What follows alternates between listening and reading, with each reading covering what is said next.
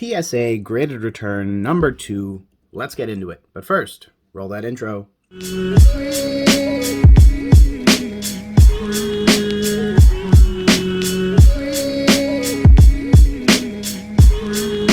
Hey Gengar Gang, what is going on? My name is Ryan, this is the Analytic Gengar, and welcome to another video. In today's video, friends, another PSA graded return. And today we're making some progress, I think, because, I mean, hey, we're 2 out of the 15 possible boxes of graded returns that I have. Now, in case you are just finding this video, just finding this channel, or anything of the sort, a little bit of background, I submitted 287 Pokemon cards to PSA to get graded. I finally got them back a year after, and we are finally going through the process of going through them. Now, this isn't my first gigantic PSA graded return, so I definitely recommend checking out the playlist on this channel if you're inclined to do so, to check out some more amazing PSA graded returns. But without further ado, I will say, if you like today's content, definitely feel free to leave a like on the video and subscribe if you think I earned it today. But without further ado, let's get right on into this second PSA graded return video. Now, for these videos, what I'll usually do is just roll them backwards. So what I'll usually do is start from the back and work my way forward. And here you can see a Legendary Collection Beedrill Reverse Foil card. Really trippy card. I've spent some time on the previous video, but I mean, you can see why they call it the Firework Reverse Foil pattern. It looks like a firework if held up to the light in the right way. So this is a really neat card.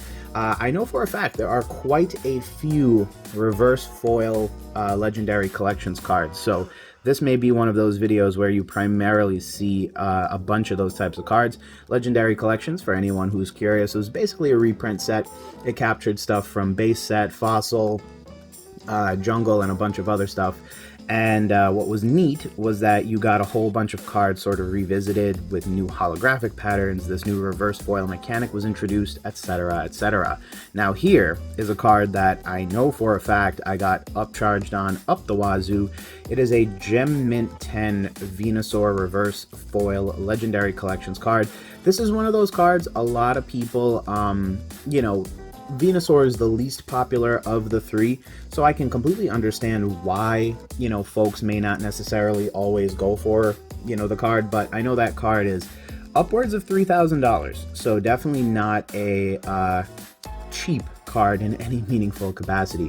One thing that a lot of people don't realize about Legendary Collection is that there were actually just regular holographics in there too, and they look just like the Pokemon cards that from the set that they came from. So Muck is a holographic Pokemon card. You can see the holographic glistening back there.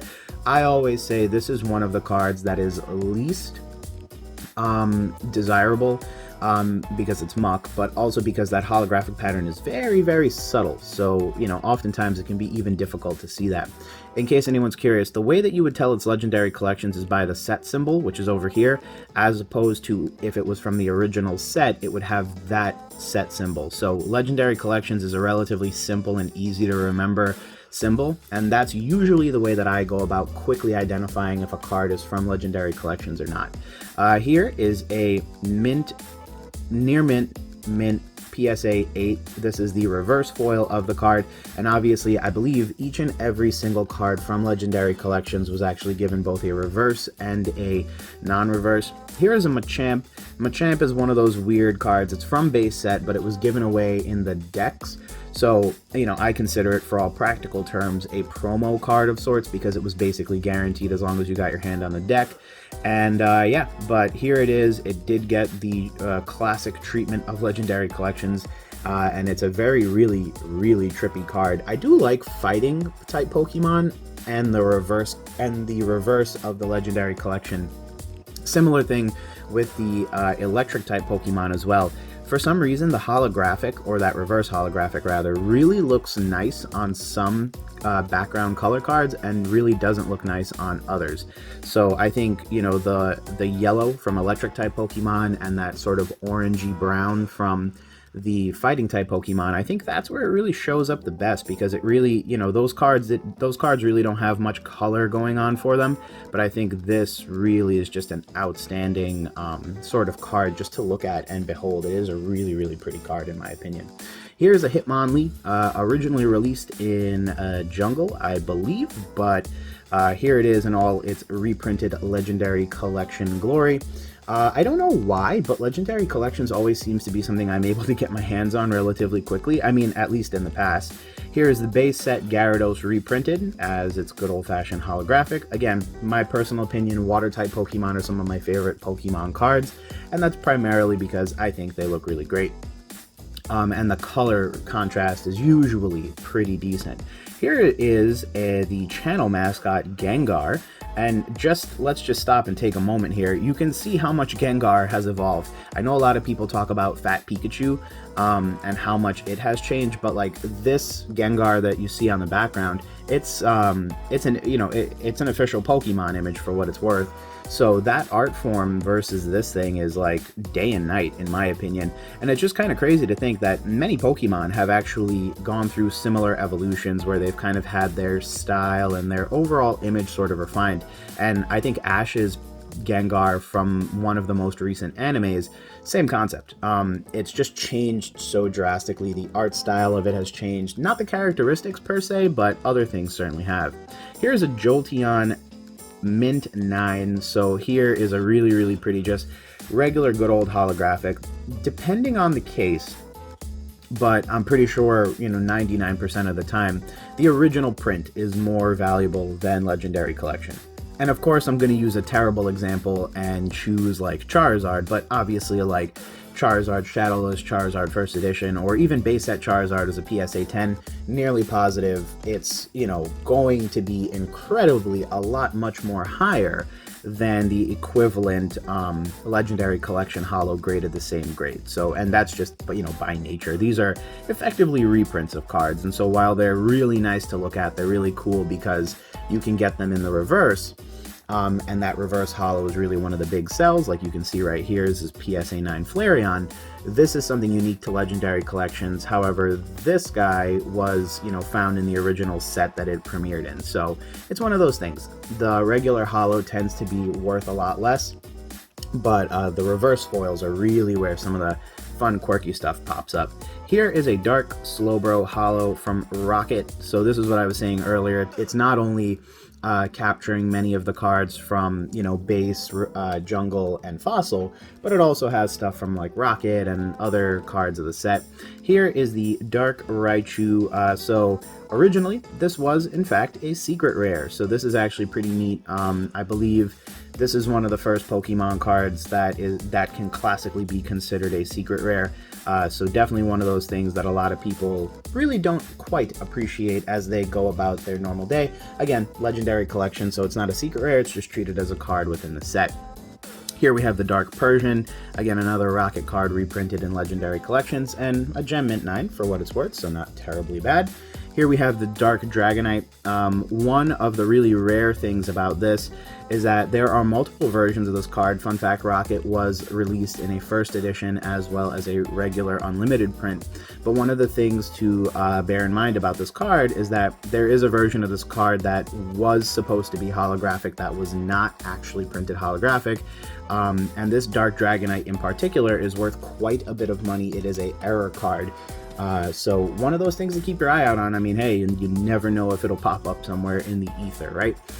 Here is another really cool card. It is the reverse version of the same. Now, here's what I was speaking about just a little bit earlier. There are certain cards that, like, the entire profile changes just based on whether or not you're able to sort of see the card. So this is one of those things I think I really like. Sequential cert, same grade. You get the reverse holo specimen and then the holographic specimen of the card as well. So I think that's pretty neat. And I think because it's a white background on the card, because it's a normal type Pokemon, that reverse holographic pattern really gets a chance to show. Here is easily one of my favorite cards from the submission. It is a Dark Blastoise Mint 9. It is a beautiful, beautiful card, originally printed in Rocket again. I have this card as a first edition holographic as well, but there is something really nice about having a good look at this card without the holographic getting in the way, and I believe this is one of the few chances you would have gotten a chance to do so. So this is just a really outstanding artwork in my personal opinion, and I really think it's a really pretty card that really kind of gets underrated. Obviously tons of other Blastoises, and Blastoise I feel is a relatively popular Pokemon, so I'm happy that they gave him a little bit more of a sinister look. And of course it wouldn't be this particular set of PSA graded returns if I didn't have a holographic for the same. So similar to the Dragonite, I have it in both a well, I have it in sequential search. The grades do not match, unfortunately, but that's quite all right. And you can see the, the real kind of difference in the way that the cards look. But I mean, hey, really, really pretty cards. I am super excited because many of these cards, like I said, at that sort of high-level summary video I put out a few weeks ago, one of the major things about PSA graded returns like this is that I don't think we're going to see a lot more of these. For many reasons, the grading companies are raising their prices, making it very much more impractical, at least in the short run, to get this stuff graded. And a lot of collectors, or sellers, I should say, are pricing in the incredible value that graded cards have into their raw cards. So unfortunately, it's impossible to purchase a lot of like 300 cards anymore because most of these folks want, graded card money for raw cards. So it can be tough at times, and that's why I think this particular set of PSA graded returns is something special, because I do genuinely believe we may not see something of the sort for some time in the future. But with all that said, friends, thanks again for checking out another video. I hope you enjoyed today's video, and if you did, hey, leave a like, and if you're not already, feel free to subscribe to join the Gengar Gang. Other than that, I appreciate your viewership as always. Thanks for stopping by, and we will talk soon. Peace.